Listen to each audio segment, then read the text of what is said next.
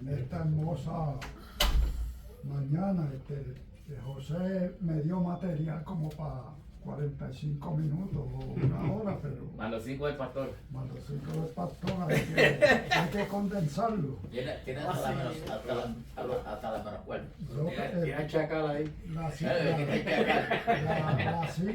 La cita que tengo dice: el camino del ministerio pasa por la cruz, no por la comodidad.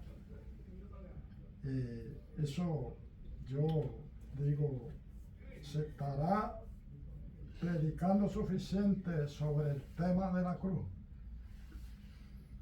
Yo no sé, yo no oigo muchas predicaciones que vayan directas con el tema de la cruz. Y esta frase que yo acabo de mencionar resume una verdad profunda del Evangelio en cada creyente individual, porque yo pienso que cada persona que verdaderamente acepta el Evangelio tiene un ministerio. El ministerio yo no creo que sea del pastor, el ministerio de cada persona individual. Y es porque el Evangelio no fue diseñado para hacernos la vida fácil, sino para parecernos a Cristo, para irnos cada día haciéndonos a la imagen de Jesucristo. Yo pienso que ese es y uno observa y existe una diferencia o un contraste, si podemos verlo así, entre lo que es el mundo secular y lo que es el reino de Dios. Hay que diferenciar el hombre natural del creyente. Por alguna razón, cuando el hombre natural, cuando tiene un logro, busca el reconocimiento del mundo. Siempre. Si no lo reconocen, no hay problema. Ahora, en los caminos del Señor es diferente, porque es el modelo de la cruz de Cristo.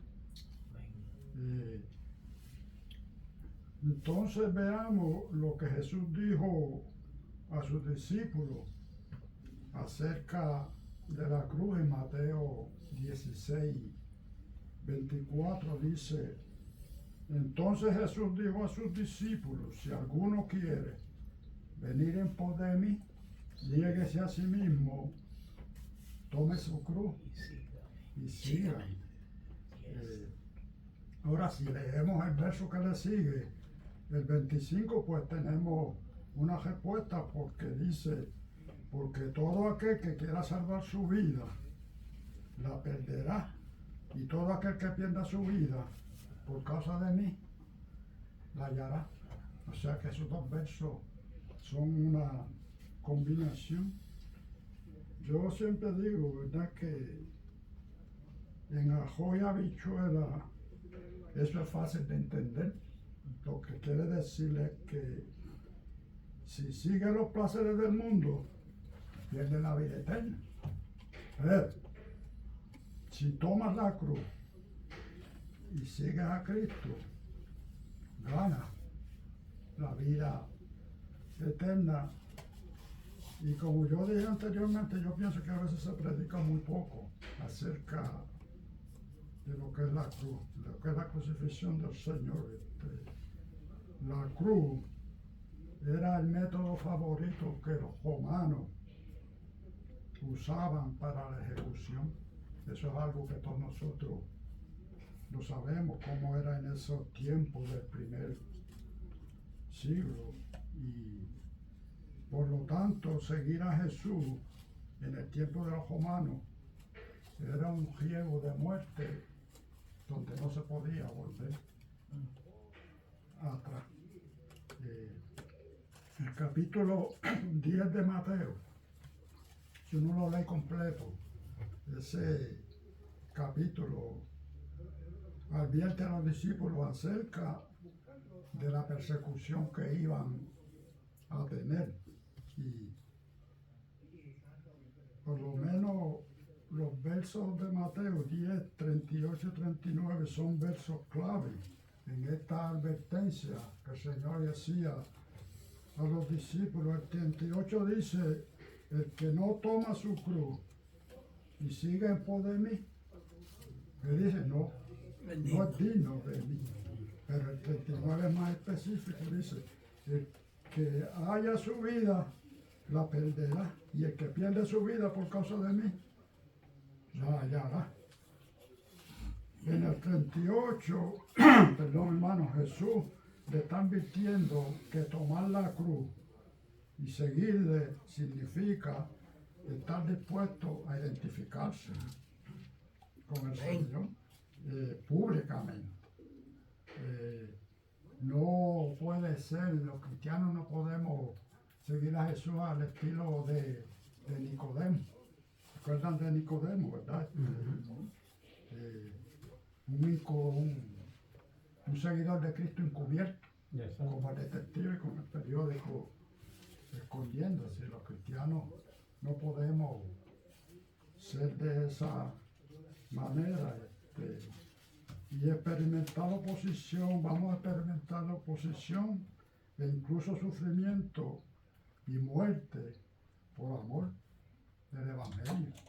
Porque el ministerio de Jesucristo fue por amor. No había otro.